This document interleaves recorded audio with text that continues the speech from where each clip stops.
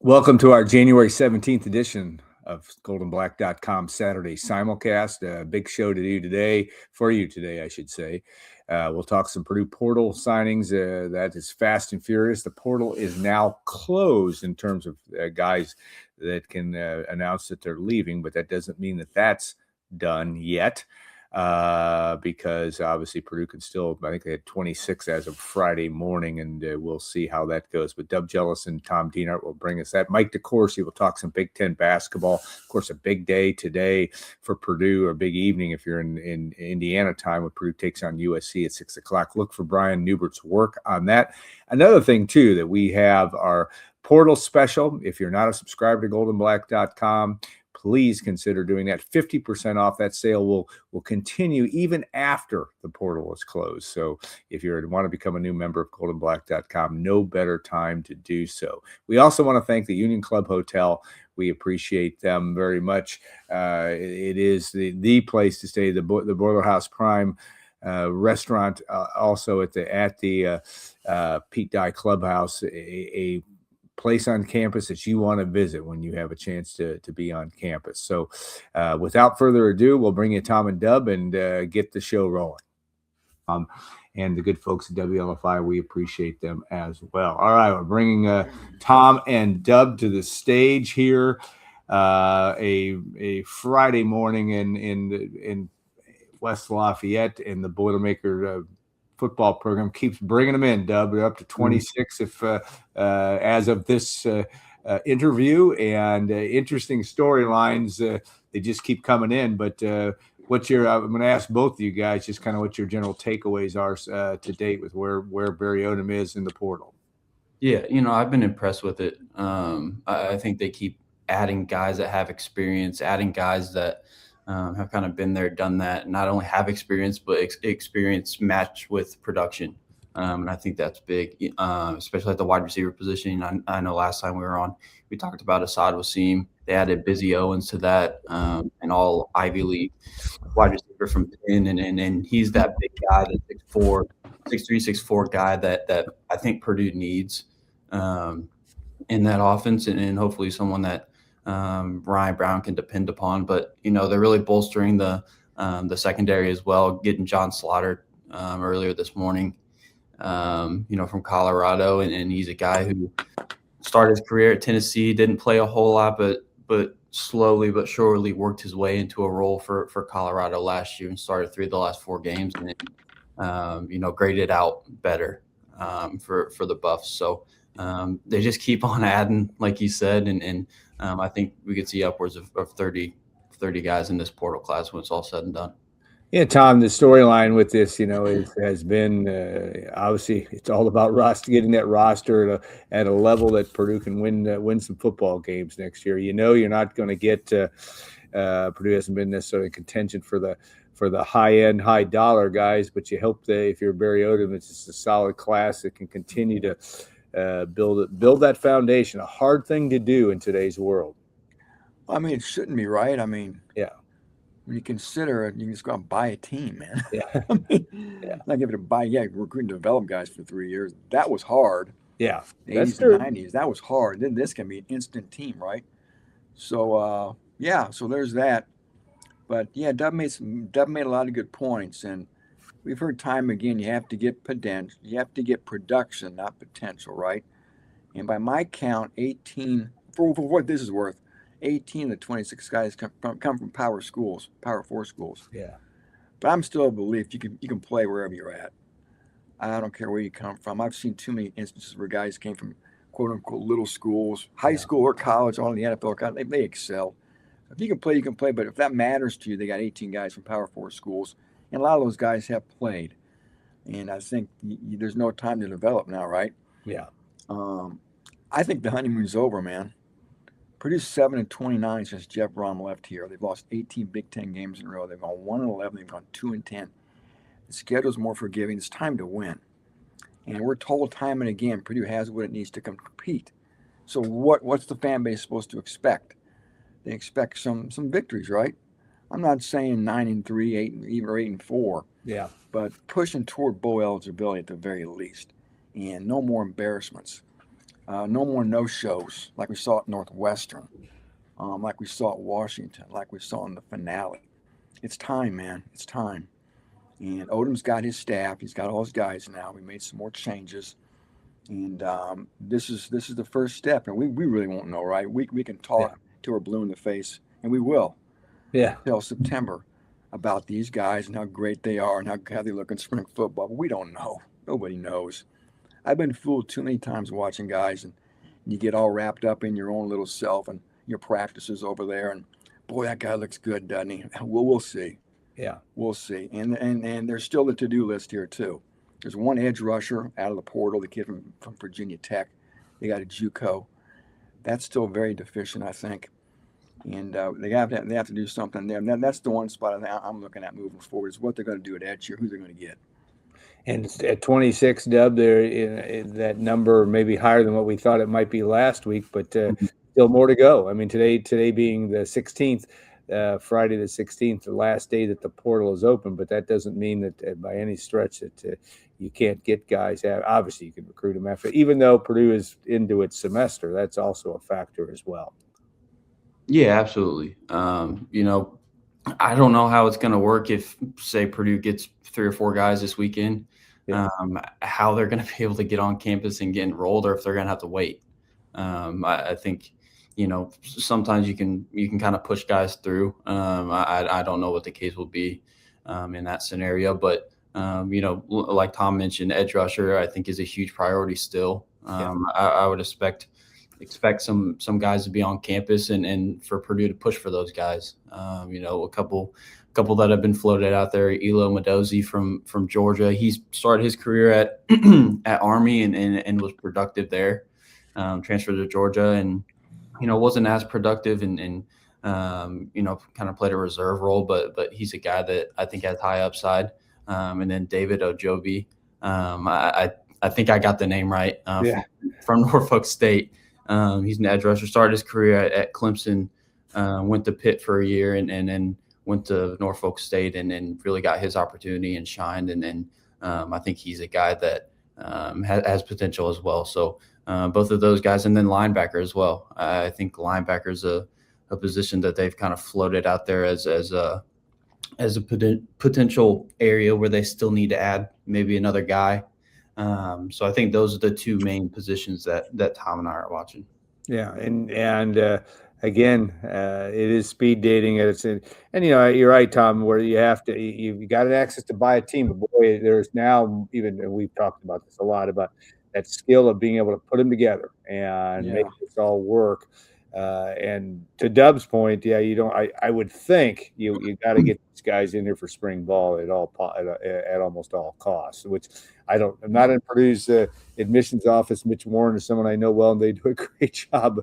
Not an easy one to get everybody in, but it is, you're now a week into the semester, and with the Monday holiday, a week and a day, I guess. But that's all part of this new world of trying to make this work. I got a feeling they'll figure it out, Alan. I'm guessing they'll figure it out, buddy. Yeah. Not for me and you, but for a football player, I think they'll figure it out. So you certainly want the kids here now so they can go through spring football. That's the whole idea. Yeah. But what for that gosh darn academic counter getting in the way of football? Gosh dang it. But it's crazy anyway. Guys going to 4 and 5 schools, and all the credits always seem to transfer. Everybody seems to be on course for a degree. So I kind of roll my eyes at all of it, what they really made a mockery of the whole academic thing I said. But anyway, that's a story for another day. But Dub talked about some of the needs. And also kicker, right? Mm-hmm. If there was one portal period move that knocked all of us off our stools, it was Spencer Porath. Yeah. What? Yeah. What? Yeah. Never hit the portal. And I've had a couple people explain to me that I guess you don't have to enter the portal if you walk on at your new school. And that's what he's doing, right? He's walking out of Notre Dame. I have Notre Dame's confirmed that Porath. I reached out to some people around Porath, and I never got responses that I was happy with. But it's not their duty to inform me anyway. But anyway, the key question, I'm sure that's the case, his NIL is going to more than cover his expenses, right? And then some. That's how you get around it. There's no real secret there. The key question is how I didn't get a clear answer on when can he go on scholarship. Is it after a semester? Is it Yeah, after a that's a good year? point. But at some point, can he go on scholarship at his new school? That's for Notre Dame to figure out. At this point, here's Purdue with a massive void at kicker. One of the guys that was, I guess, an all-star, if you will, for Purdue last year. And now he's gone. He really turned a corner. And now what? They got 2 kids still on campus. The Seth Turner kid who kicked off, and then Jack Weeder, a walk-on. But neither of those guys have attempted a field goal. So, yeah, I'm sure they're scouting the waiver wire, if you will, the transfer portal for a kicker. And we'll see what they can fish out there. Just a real stunning loss, and it's too bad to see him go. Yeah, they've got Dylan Drennan as a punter, obviously, in this class as well. But yeah, no, it is, and there's ways around the expense difference between going to Notre Dame and Purdue. Just if he's actually having to pay for his own tuitions, pretty significant, but from a tuition standpoint. But as you had said, Tom, and the operative word is, I'm going to guess it's going to work its way out. One form or another. But yes, Spencer Porath's departure after hitting 15 of 17 field goals for Purdue this year. He was a couple 50-yarders too. Yeah, he was pretty rock solid in the Fighting Irish. Will be happy to have him on down the line. That will make a big difference. I mean, it's a huge void too, because you're right. It's a position you need to have figured out as much as possible, or at least have a competition come spring practice. All right, Dub, you look back at any of names that you should know or begin to know, maybe a couple guys that jump off the page. I know that they've got there's 26 names out there, but here's some guys that when it comes to spring ball, at least on the surface, that you're gonna zero in on right away when you see them in late February, early March. Has that been determined? Don't know yet for when it starts. No, yet. No, yeah. Yeah, but anyway, but Double, who's your circle list of guys that might be interesting to you? Yeah, I kind of actually first on the kicker front, a guy to look at is Jacobo Echeverria Lozano. He's a high school guy out of Pennsylvania. He's a guy that Purdue offered last week. A couple of days before, Spencer Porath obviously left the program. So he had a top 3 at Purdue, Ohio State, and UCLA.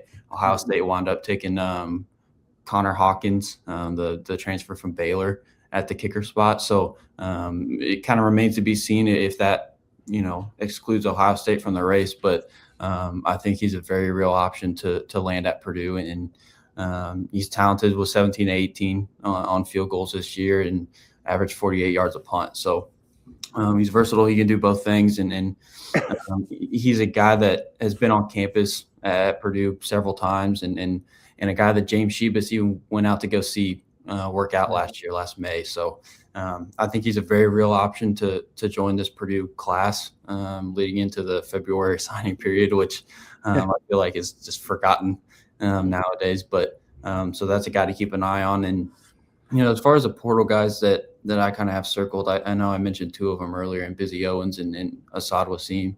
But, I'm going to keep beating that drum. I think those are 2 guys that are going to come in right away and start for Purdue.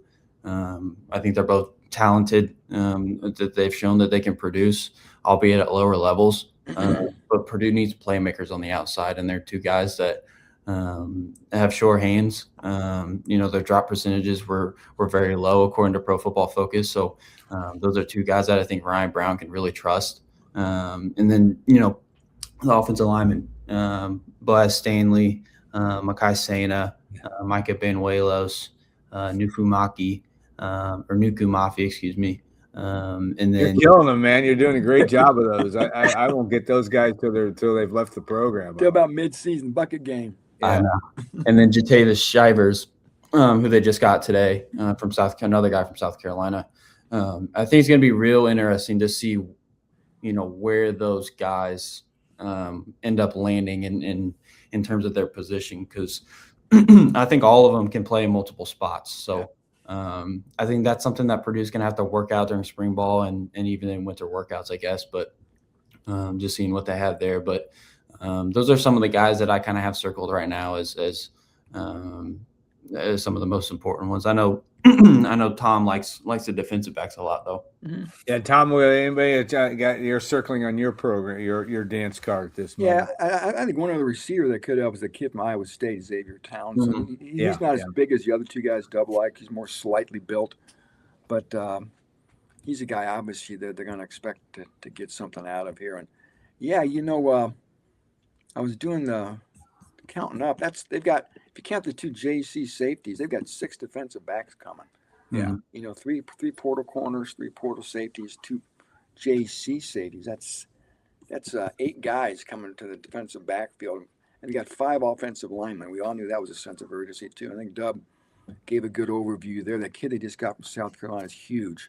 Yeah, I think he's definitely a tackle, and the other kid from South Carolina is probably he's a center. Yeah, but anyway, we'll see what the USC guys are like as well, and the kid from Oklahoma State. But yeah, the tight end from Central Florida, Fox, kind of intrigues me. He's not a real inline guy. He's more of a George Burhan, 230-pound kind of a tight end. He's tall, I think 6'4", 6'5". That kind of excites me. A guy who can maybe catch some passes downfield. I always think of who was the kid who went to Rams, Mark Hopkins. Yeah, Bryson Hopkins. Yeah, I mean that guy was a Big Ten tight end of the year, but he was sort of built that same way, But yeah, those are some guys I think intrigue me. I like the kid from Virginia Tech, the edge guy. Yeah. He's got a nice resume, and he's got the build. He looks like the meat on the hoof, as they say. Yeah. Walking to the airport kind of a guy, and and that kid from the junior college, I think Jeremy Lewis, like Iowa Western. He's got a nice resume too. Sometimes those guys can be sneaky good. Remember, Alan, we can go back to those JC guys like Rob Ninkovich. Yeah, I'm not saying this guy's Rob Ninkovich. Yeah, we'll take that. Yep. But you never know. Sometimes these JC guys are hungry, man, and that's what you want, man. That's what we all want in life. Somebody with something to prove. Doubt me, put a chip on my shoulder, and let's go. And sometimes those JC guys bring that to the table. Yeah, and the money's there now for me. It's a different world for them. And eligibility, all those questions come into play. All right, one last question for both of you guys. Obviously, no quarterback, and it's clear, very clear, that Coach Barry Odom is Ryan Brown's his guy. He seems to be. Is it fair to say that they're happy with what their room is? Do you anticipate that they could get another quarterback in the portal in this situation? Double, I'll let you start, and Tom, you can wrap it up. Go ahead. Yeah, and this is something I think we've talked about, but I don't really see them adding anyone unless it's a very late add and someone that they can get for a bargain. Rolling with Ryan Brown and the figures that he's making, I think it's clear that he's the QB1 going into 2026. Yeah. And anything else would shock me. Yeah. Tommy. That's it. I think I can only put a period on what Dub said. I think they got 5 guys on scholarship now. Yeah. And I was kind of told that's their limit for scholarship quarterbacks. And we've been saying for seems like months that Ryan Brown's the guy. They're not getting a quarterback out of the portal. Yep. And then that's going to be the case. And like it or not, I know if you go on our message board, you start any discussion about Ryan Brown, and it's going to be polarizing. Oh yeah, no doubt. You know what? They all like all these guys. They just got to go do it. Right? They got to do it. You know what? I think you can win with Ryan Brown. He's not Drew Brees. Yeah. I mean, who is? But I think you can win with Ryan Brown. He's earnest. He tries hard. He's talented. He's athletic. He's well-liked. He's a leader. How about just putting better talent around him? Yeah. That's a start. I mean, if that happens, and if it's happening like we think it's happening, he should be just fine. Yeah, he's got to watch the hero ball sometimes. He forces passes, can be prone to the interception. But you know what? You can do a lot worse than Ryan Brown. And, again, I think with better talent, maybe we'll all see better results from number 15. All right, storylines will continue, I'm sure, throughout the month. Guys, we appreciate all your work, and we'll look forward to I know you guys look forward to the portal closing and maybe this wrapping up to some extent, but it never totally wraps up, as we know. So, all right, guys. Just because the portal closes doesn't mean Purdue's not still going to get guys out of it. Correct. The question for today is, are any more Boilermakers going to pack their bag today? Because the plane's taken off. Yeah. The portal plane's taken off. If you're not on by midnight tonight, you can't get on. Yeah. Unless you're a grad transfer, there's always some loopholes around it. But you get the gist of it. So Dub and I think every year the Purdue could have guys through the summer. So we'll be shocked to see dribs and drabs of guys come out. But the bulk of what they're going to do is, I think, been done now. Yeah, and it'll be interesting to see. All right, guys, have a great rest of your day. Stay tuned. Next up will be Mike DeCourcy. We'll talk some Big Ten basketball and college basketball as well.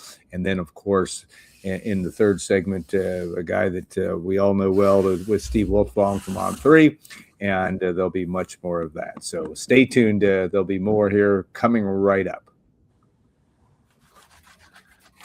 Welcome to our second segment. Mike DeCourcy joins us from Sporting News, Fox, Big Ten Network. You're not old enough to have been to, what did you say? I think the count is at 34 Final Fours, but you've covered college basketball like nobody else. And it seems to me it's going to be, it's heating up to be a really interesting year. I mean, it already is so far, just with all the influx of talent in Purdue world. Purdue's trying to get to where it wants to get to, but a lot going on in the world of college basketball.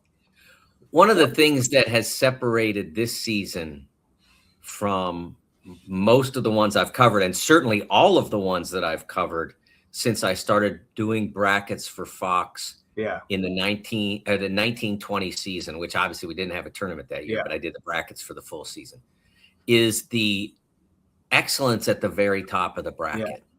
We have 3 seeds that could be 1 seeds and would have been 1 seeds in probably every other one of those seasons, but most certainly of those seasons. And I'm not exaggerating. I'm talking about Houston with 1 loss and BYU with 1 loss and terrific records. And and every week I put out the bracket, and I've mentioned this that every Tuesday and Friday we put it out on the sports socials at CBB on Fox, on Instagram, Twitter, Facebook, etc. And I get yelled at by Houston fans every week. And I, first of all, I picked Houston to win it all at the Sporting News. So I'm not anti-Cougars, and I've known Kelvin for a very long time and always have appreciated him. So it's nothing against the Cougars. Just at this point in the season, of the 12 amazing resumes at the top of the bracket, theirs is one of the 4 least amazing of the 12 amazing ones. And that's all it is. But the Big 12 schedule is really backloaded, and their February is going to be breathtaking. That all the intersections that you've been waiting for between Houston, BYU, Arizona, Kansas, Iowa State, the most of those will come in February, and a lot of that will be sorted out. Yeah, I mean, it is, I think you had Purdue on the 2 line in this in your Tuesday bracket. Yeah, it is just there's a log jam of great talent. In fact, we saw that really on Wednesday night with Purdue, Iowa. I was not in the top 25, and a really good basketball team. I was very impressed seeing them in person, and it took everything Purdue had to could muster together to get it done. And I think that's going to be a storyline throughout the Big Ten. And throughout a lot of college basketball this year. There are no easy outs and no easy ins if you're Purdue or anybody else. Yeah, I think that Iowa is really well coached. They have a terrific player in Bennett Sturts, who made our midseason All-America 3rd team at the Sporting News. And if they'd had a better last week, probably would have been 2nd team. But Iowa has had a difficult time getting over the finish line against teams like Purdue and some others. And so I think that that's an examination of what you're going to face. And Penn State, so well coached that they're going to give you trouble, even if they ultimately don't have enough juice to win the game. They gave the Boilers a handful, and they gave Michigan even more when they had them at home. They gave UCLA trouble. The Boilers have to go on the road to the Southern California teams in the next week or so. They've got Illinois, which is a terrific team. Really one of those teams that's, Illinois, you want to talk about somebody who's got a gripe relative to the bracket. They're having a great year, and they're having a legit 3-seed season again in any other year. But right now, with a 3-seed season basically being a 1-seed season in most years, they can't get in. And so that's a huge game for them to face Purdue, and it could change their seeding picture. So a lot to be decided as we continue on. And I keep hearing on Twitter and different places that college basketball is being ruined. Yeah. And then I turn on the television and I'm like, 2 buzzer beaters in one night. SMU over SMU was over Virginia Tech, and Carolina went down on the road, and Kentucky beat LSU, and we're seeing all these wonderful things. I don't think the game's ruined. No, it was, even the Purdue Iowa game last night was compelling. Was terrific basketball, and like you said, Iowa being a team too that isn't far away, and they're going to be a challenging, assuming they can make the NCAA tournament. That's an assumption right now, but a team that's going to be challenging from that standpoint. All right, that West Coast road trip does face Purdue, does head to USC on Saturday, then about to Pauley Pavilion on Tuesday. Again, 2 good teams, really. USC and UCLA, both not void of talent and capable, I'm sure, of Purdue will not have easy outs in either one of those games. But it's really been tough for some of the West Coast teams coming this way. That's nothing new, but something that you wonder if it's going to work its way out over time in the years. The West Coast teams are going to get used to playing in the time zones that they have to play in.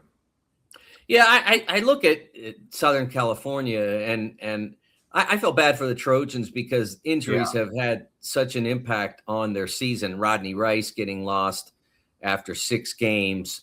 They still haven't had Gilbert Arenas' son at all. There's been some buzz that he might be able to return, but we still haven't seen that. Yeah. And they've put together a pretty significant season to this point. They're still in the upper half of my bracket, 14-3 with the Maui Invitational Championship. They took care of what they needed to at home. On the road at Minnesota, got a tough overtime win, and then Maryland at home. They needed to take care of that.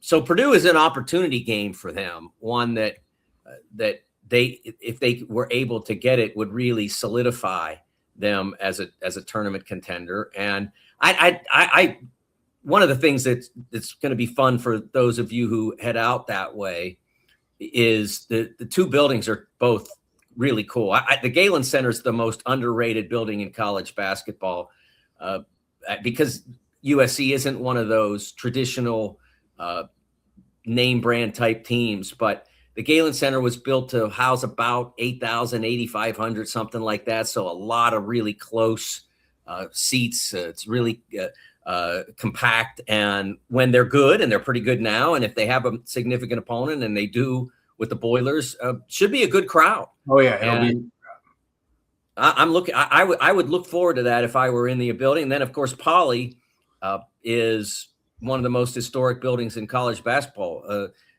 It's another opportunity for their team, which has not gained very many high-end victories. UCLA, I think they're now 2-5 against quads 1 and 2 combined. I think the game that they won on Wednesday night was a quad 2 game. So they really need the kind that they have against Purdue and to take advantage of being at home in that one. Yeah, I'm funny you mentioned. I'm fortunate enough on Thursday going to be heading out there. My first trip to the Galen Center, and I've been in Pauley Pavilion. I've never seen a game there, but John Wooden bobblehead night too for that one. So, an extra added thing for Purdue, and it's funny because nothing new, but Purdue's not necessarily all that different, but there are a lot of Purdue people in the Los Angeles area. They're going to be making their ways to those games. It's like with Michigan State last year and others. It's a big deal when you get to go out there and see your team play out there. One of the nice advantages of the new Big Ten. All right, Indiana's an interesting team also. They've had the Hoosiers under a new coach. They've got some, kind of also a team that's going to be scratching and clawing probably to make the NCAA tournament. Their football team isn't. They're going to win their football team's going to win the national championship, I think, almost sure as we're both sitting here. But what do you think about the new look Indiana Hoosiers? Well, I think this is not exactly what they want to be, but it's what they were able to put together in a short period of time. But getting Lamarck Wilkerson was huge. He's a phenomenal shooter and a scorer. I think we're seeing Connor Enright, their point guard, start to come along, and that's going to and has it made a difference in the Hoosiers recently. He has played better basketball, not as much in the Michigan State game, but was really good in their wins over Washington and Maryland, and was very good. Just couldn't score in the game against Nebraska. Sam Hoiberg did a really nice job of controlling him, but he's made some progress. But they don't have the front court power that they want to have, or that anybody at their level would want to have. Anybody at the Big 10, Big 12, ACC, SEC level needs more front court power than the Hoosiers have been able to put together for this year. They don't block shots well. They don't rebound as well as they need to. But when they get on a roll, can shoot the opposition, out of any game. Yeah, that's their superpower, so to speak. They've got a lot of kryptonites, but that's their superpower. And so you have to be, when you go against them, very conscious of how you're going to defend their 3-point shot.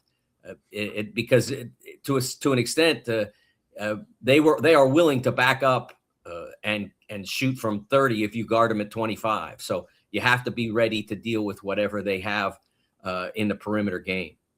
You look at this, the landscape of college basketball, and you mentioned an important point, just with all the transfer portal world, all the talk about NIL, et cetera, and the money going into it, maybe having a net effect of getting some really good players in the game, and maybe down the road keeping them there as well. But I had to get your take, and I think I could sense what it might be on the whole wonderful world of former NBA guys, or guys getting their chances to play in this league, and how you'd be a great I know I'm guessing you don't want to be, but you'd be a great commissioner of college basketball. You and Matt Painter would do a great job together. But when you talk about that world and trying to get some guardrails on some of the eligibility rules, is an interesting dynamic, but also an interesting storyline as this season continues to evolve. Well, I like the fact that they finally drew a line, and that line is, if you've signed an NBA contract, and especially if that NBA contract has gotten you on the floor in an NBA game, then that's it. That they're not changing that. They're not allowing you back into college basketball. But I think it's hard to say that if you played in the G League and made $25,000 or $35,000, I mean, those guys make almost nothing. Yeah. If you've played and when they had the Ignite program, some of those guys made as much as $500,000. But even that's not a highly paid college basketball player now. It's a well-paid, but not a highly paid. There have been reports that AJ DeBonsa is going to make $7 million. I've talked to other people who say that's not right. That's not close. It's really closer to 3 or 4. Still a lot more than $500,000, and a way lot more than $35,000. So if you haven't played in college and you're relatively young and you are in G League whether with Ignite or with one of their regular teams, I don't have a problem with you coming back. I don't have a problem with you coming back if you've been drafted by an NBA team. We've got dozens of NHL draftees playing in college hockey, and dozens of MLB draftees playing in college baseball. I just don't see that as a dividing line when you've been drafted. If you haven't been signed to a contract and haven't played in a regular season, I don't see how being drafted changes you. Yeah. And it quite clearly hasn't changed the young man, James Najee. He's doing what they could expect of him at Baylor, but he's only getting about 4 or 5 points and 3 or 4 rebounds a game since he became eligible to play for Baylor. I just think it's overly dramatic and overwrought when so many of the college basketball players are compensated well in excess of anything that the young players make in Europe, with the rare exception of a Luka, or anything that they could make in the G League. I just don't see why so many coaches saw that as a dividing line. And I wonder if the issue primarily was that it never occurred to them that those athletes were recruitable, while it occurred to others that they were. Yeah. You always have to provide a different way of looking at it. That's an excellent way of looking at it, because I know that coaches have there's been a lot of gnashing of teeth over all this change, and we know this in living long enough that change is a hard thing for a lot of things. Are you optimistic though about where this product, college basketball, if you can get things figured out, maybe stabilize, and maybe it's more in the world of college football than it is in basketball, but you optimistic about everything moving forward? And I guess maybe an answer to the old question, it'd be hard not to be just what we've seen this year on the court. Well, I'm optimistic about the sports themselves. Yeah. Because the lure of money has made the lure of development more attractive. Yeah. You look at Dante Moore in Oregon, a quarterback who was ranked by, now Mel Kiper's rankings are not necessarily biblical, because a year ago he had Shadur Sanders as a first-round pick, and Shadur lasted all the way to the 5th round. But Dante Moore was ranked as the second best overall prospect by Kiper, and was projected by pretty much everybody in that universe as a first-round pick. But he said to himself, he looked at the Anthony Richardson story, and the story of most other quarterbacks who had very limited development windows in college in terms of the number of games that they played, and seen the failure rate for those players. I'm projecting that that's what he did. Yeah. But that's what was on the opposite side, was those players fail at an alarming rate at most positions, but especially at quarterback. If you have 10, 12, 14, 16 starts in college, as opposed to players who started multiple seasons that get more readily developed and then go to the NFL. And so we saw him return. We have seen what was happening in the earlier part of this decade in particular. It was contagion of players who were clearly either second-round NBA picks or likely undrafteds, who just said, I got to make some money at this game before my ability runs out. Yeah. Because who knows? And so they left. And the college basketball program, the product became weaker, not because Kevin Durant goes in for a year and out after being phenomenal, but players who were on the borderline who left because they didn't see themselves as likely first-round picks eventually, but saw that they could make some money in Europe or the G League or whatever, or maybe they could get a two-way with the NBA and get that money. And so they left. Well, now those players aren't leaving. So the game is richer for it. Now you get the greatest freshman class we've seen in a long time in DeBonsa and Darren Peterson, Caleb Wilson at Carolina, Cameron Boozer, so many great players. And we get all these players that are saying, no, I'm not going to go be a second-round pick if I can play and get better and make money here and get a college degree, et cetera. So we're seeing the game from both ends much deeper and richer in talent. And so I'm really optimistic about both sports in terms of the quality of play, in terms of finding some way to keep players from going from school to school to school. Going from school to school, I don't think bothers many people. The first transfer doesn't bother anybody. The second, third, and fourth are the ones that are a little bit problematic, both for the game and for the athlete themselves. Because once you get to that third school, your odds of graduating are going to start to decline. And we don't want to see that. We want to see these athletes still get educated.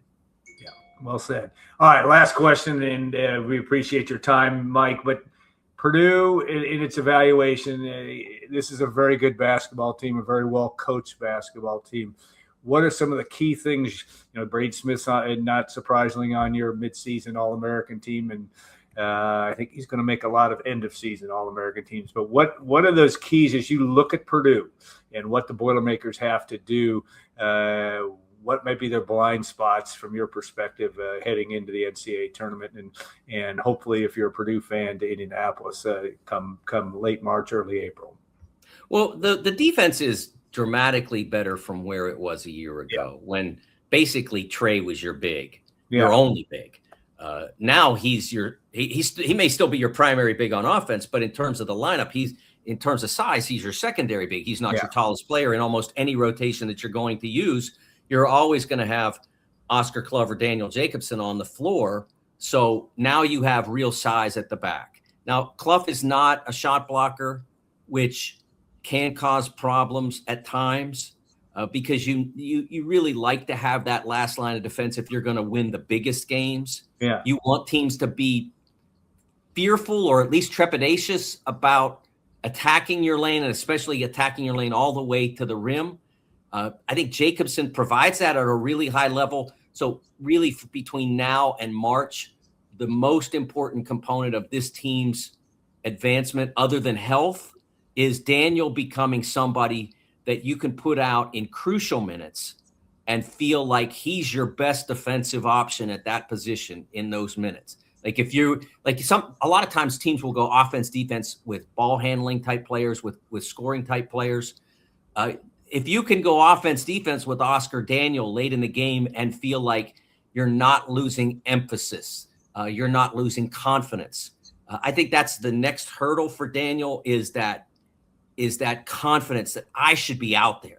The game is on the line. I should be out there. Not Oscar's got 4 fouls. I'm out there. Yeah, but right. I should be out there because I can do things that no one else on this team can, and very few players in the country can. He's averaging. I think I did this on our show on one of our pregame shows on Saturday. I think he's averaging 20, 11, and 5 if you do the per 40 minutes. Yeah, which shows you what he's capable of. But they have to believe in him, and he has to believe in himself. And I think that can be an important component. I'm not saying don't play Oscar or Daniel. I'm saying like at the end of games where you need to stop, you need to be able to trust him to be an essential component of why that stop's going to happen. And not only the first shot stop, but the collection of the rebound that produces. That's another important element of that. And there's so much right about this team and so very little that isn't ideal that's why I'm going to a 16, 17 minute a game player. And that one component of team basketball, that shot blocking element and that specifically late game circumstance. That's why because how can you quibble with the way CJ's playing? He's been phenomenal. Yeah. The way Fletcher has shot the basketball. I think he shot the basketball better at the beginning of the year than he has in stretches in the middle. But I think that he showed he's locked in early in the year. He showed he's locked in. And I think you're going to start to see November Fletcher in February and March. Jakari Harris has been very good. I just don't think there's a lot to argue with that team. And that's why I drilled down to that one specific element. Yeah, well said, and going to be an interesting storyline if Purdue fans can handle the stress, they'll be okay. But just enjoy the ride because it's going to be an interesting ride.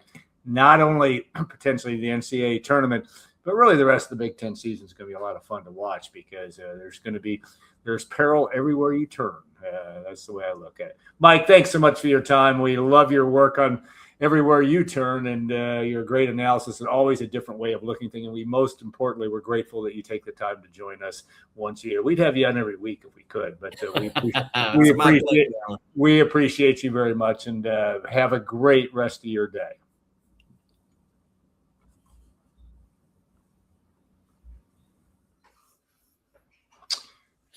Steve Wiltfong joins us. The busiest man in show business here, so to speak. He said no busier than anybody else, but I don't know if that's true. But Steve, his day job, night job with On3 Sports, recruiting, transfer portal, that kind of thing is going on right now. I guess I want to start with you just on the world now that the portal did move back, and I know it's about to close. Your thoughts on, I know there's been some gnashing of teeth of how it's affected the college football playoff, et cetera, but what's been your take so far of the date move? And is that at least a step in the right direction or they need to go to May? What do you think? Well, first of all, how it affected the college football playoff is first world problems. That's where everybody wants to be right now. They want to be in the college football playoff, competing for all the marbles. And if you got to deal with roster retention and transfer portal stuff while you're also still competing to win the national championship, no one's going to feel sorry for you.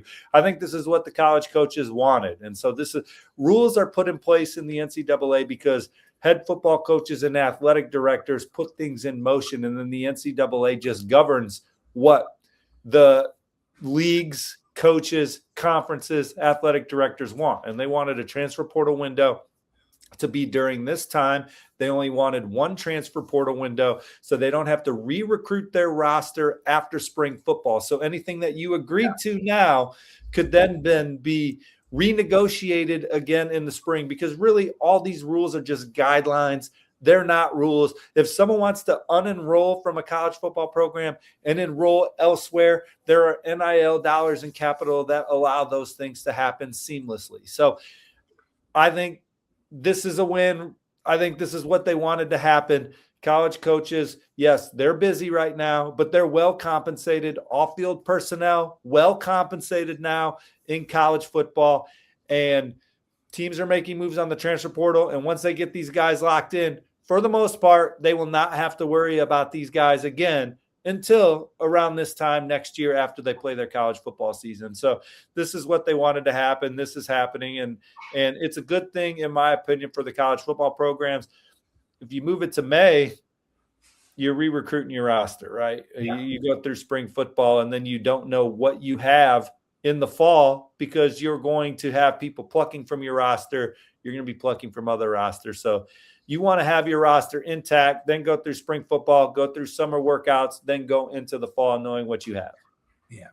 On the national landscape, obviously, again, there's been a lot of talk at the quarterback position. Purdue has chosen, it appears, at least at this point, that they're going to hang with Ryan Brown. But on the national landscape, Indiana gets a top quarterback. What are you seeing in terms of not only the dollars there, but also just the schools, maybe like a Purdue someday that can start to infiltrate that level of talent if the money's there, but got to win enough games to do that.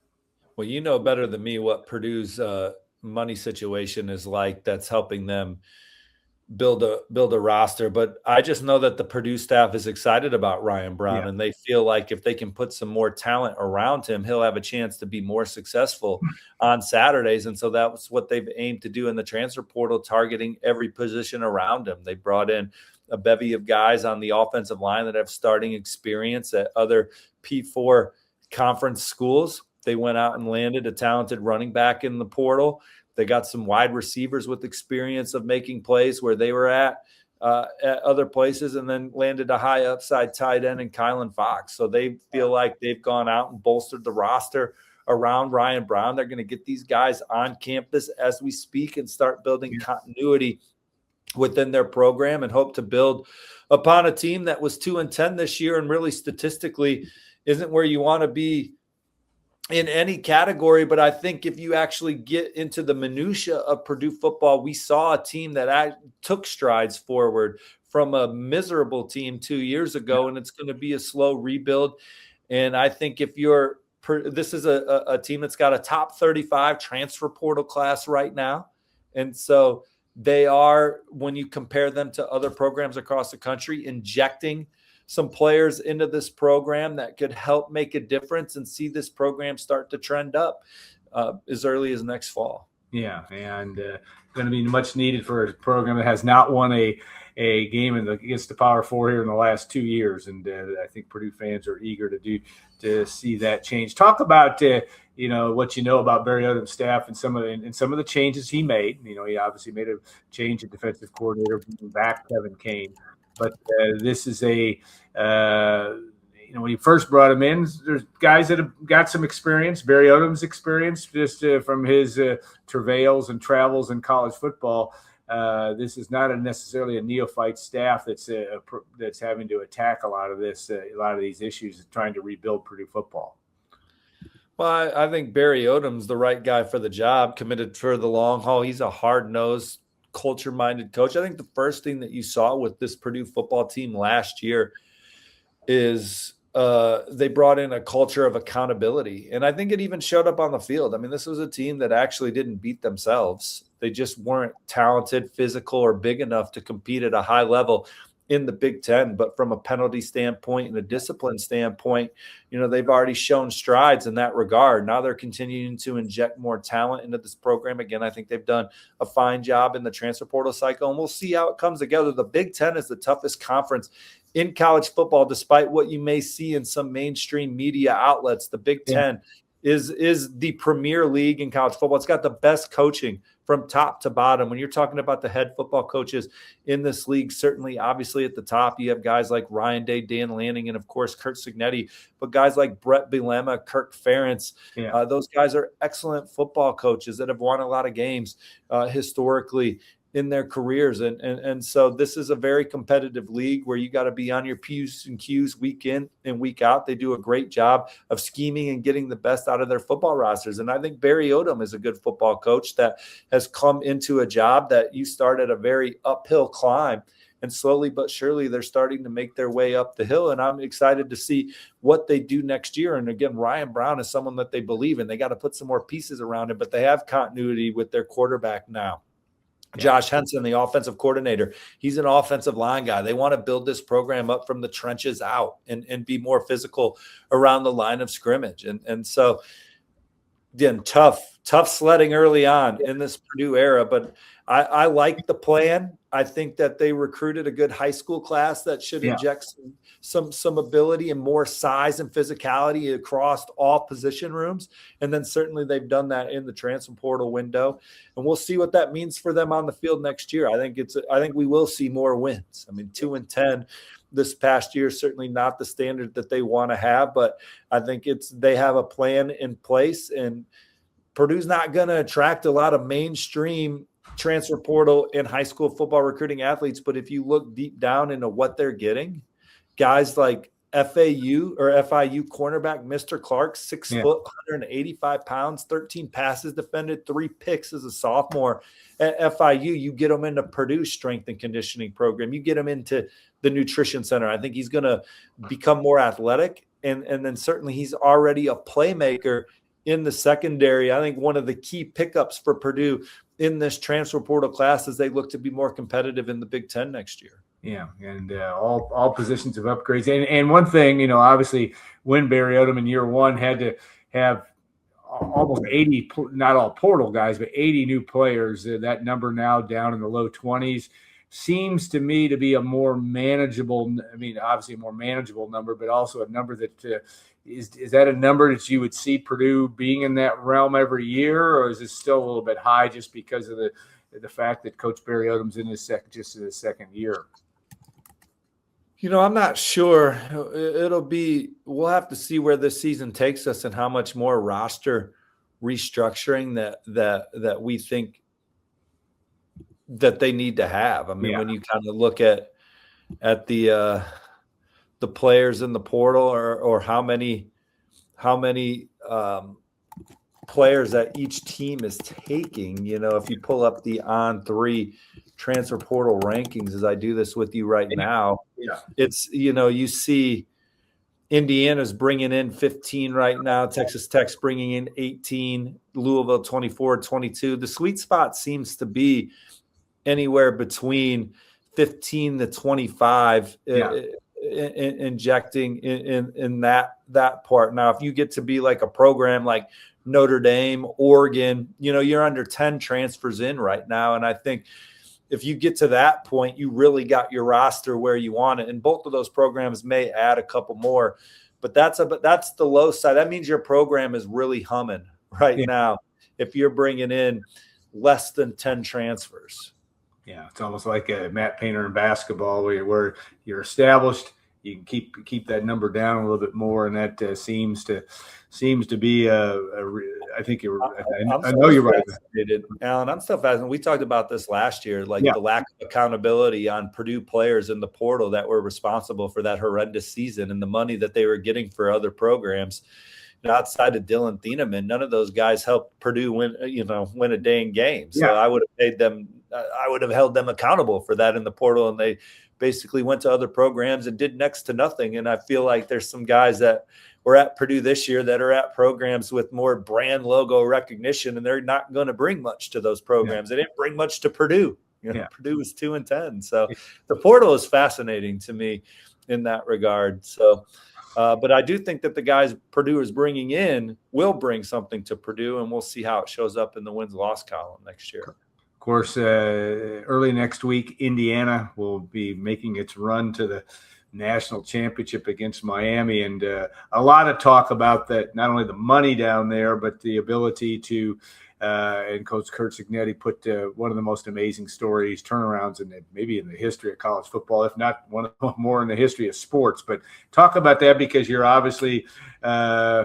around the state of Indiana, around the Midwest, you're everywhere. But the job that they've done to put that a little bit into context of where that program is right now. Yeah, absolutely. Obviously, Curt Cignetti, when he came to Indiana, he talked to me before his first game about the investment that the program has in winning at IU. And you take that with a grain of salt, being someone that's from the Hoosier State for so long and never seen Indiana be good. I was like, all right, well, we'll see what it is. Exactly. And obviously Coach Cignetti earned that job with the success that he had at James Madison.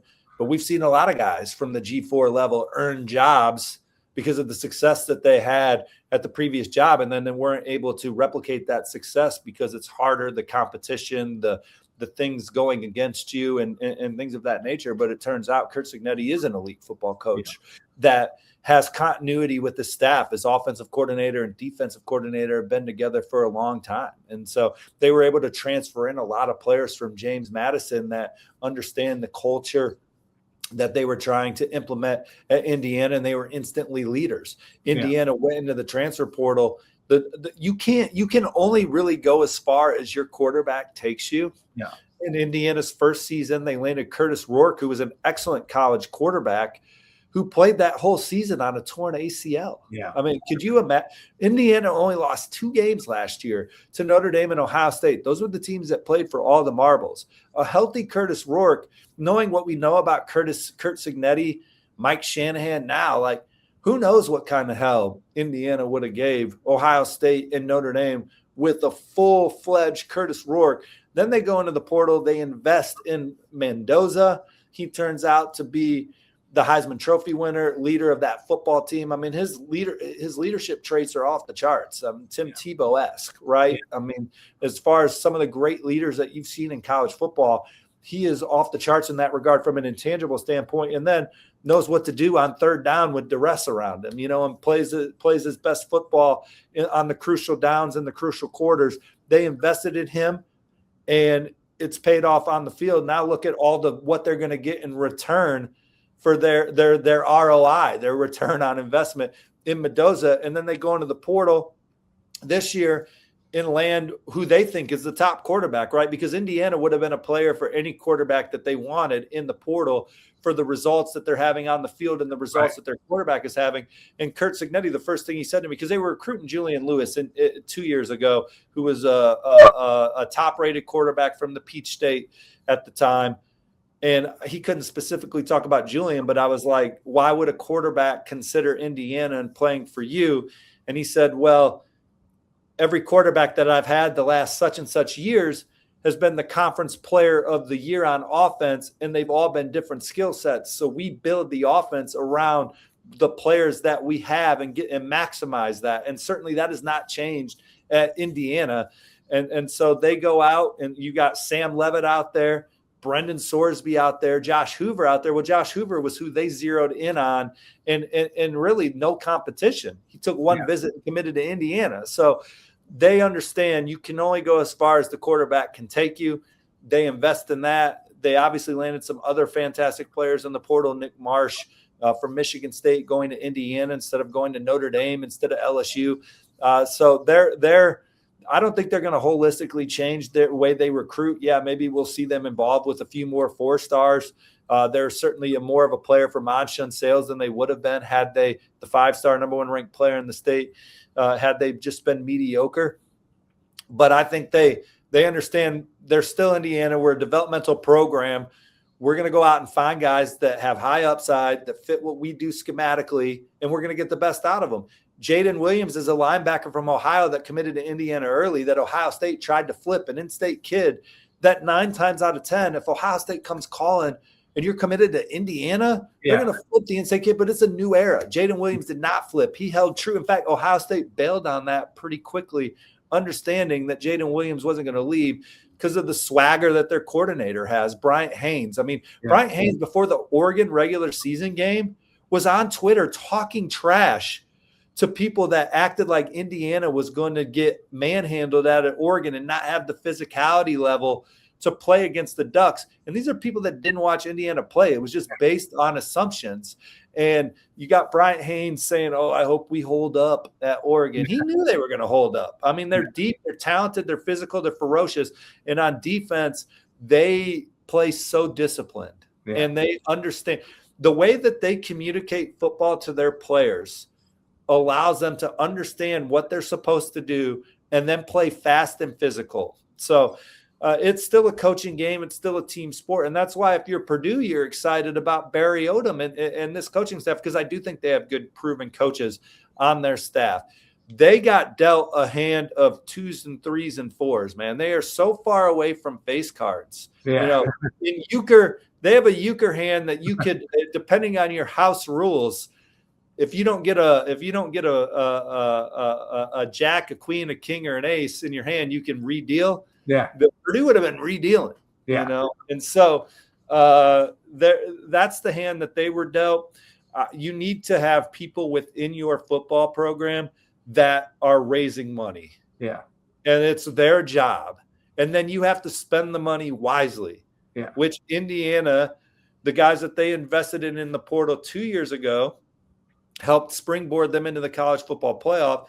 And the guys they invested in the portal this past year have them playing for the national championship. Pat Coogan, offensive lineman, started for Notre Dame in the national title game 2 years ago, is back starting in the national title game for Indiana this year for a team that is the overwhelming favorite to win over Miami. I mean, we are in a completely different universe. And so there is investment in Indiana football.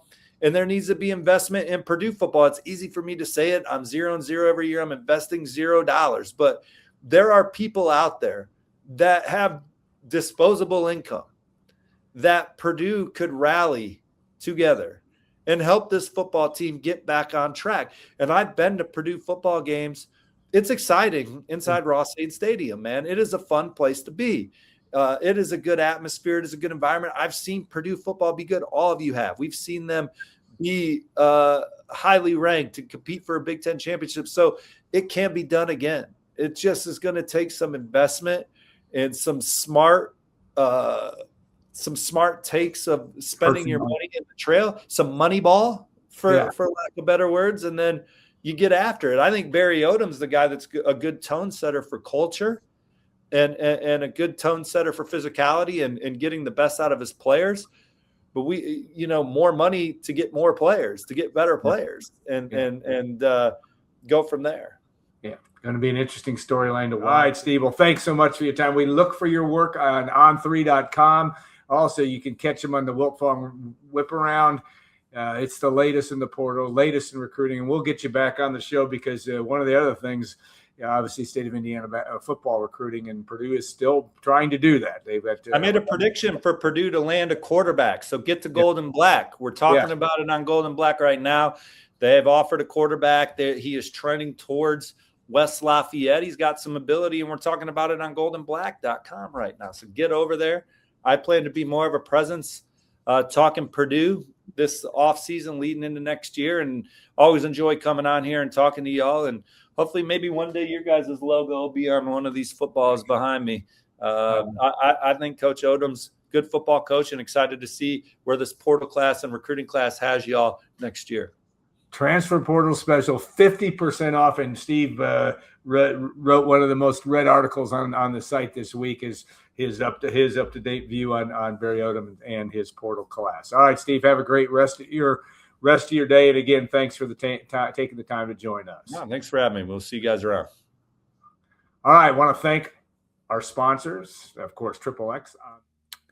Want to thank our guests today, and we appreciate them so much. Steve Wiltfong and Mike DeCourcy always have interesting things to say. And of course, you can follow Tom Dienhart and Dub Jellison's work on GoldandBlack.com. Reminder too, 50% portal sale for new members.